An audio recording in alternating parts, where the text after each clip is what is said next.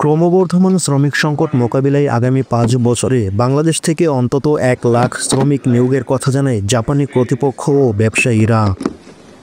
বৃহস্পতিবার টোকিওতে Bangladesh seminar on human resource এক সেমিনারে প্রধান উপদেষ্টা অধ্যাপক মোহাম্মদ ইউনুস বলেন, জাপানে বাংলাদেশিদের জন্য কর্মসংস্থানের সুযোগ সৃষ্টি করতে অন্তর্বর্তীকালীন সরকার প্রয়োজনীয় সব কিছুই করবে। তিনি বলেন, এটি আমার জন্য সবচেয়ে রোমাঞ্চকর ও প্রেরণার দিন। শুধু কাজ করার জন্য নয়, বরং জাপানকে জানারও দ্বার উন্মোচন করবে বাংলাদেশের মানুষ। সেমিনারে প্রধান উপদেষ্টা 2টি সমঝোতা স্মারকে সাক্ষী হন। প্রথমটি Bangladesh bureau of manpower employment and training ও কাইং ইন ড্রিম স্টেট এর মধ্যে, যার একটি জাপান বাংলাদেশ যৌথ উদ্যোগ।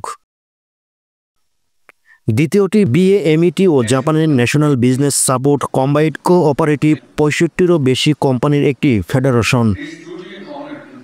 প্রধান উপদেষ্টা বলেন, এই অনুষ্ঠানটি একটি দ্বার উন্মোচনের প্রতীক। তিনি উল্লেখ করেন যে বাংলাদেশ 18 কোটি মানুষের দেশ, তার অর্ধেকই 27 বছরের নিচে। ডক্টর ইউনুস বলেন, সরকারের কাজ হলো তাদের জন্য দরজা খুলে দেওয়া।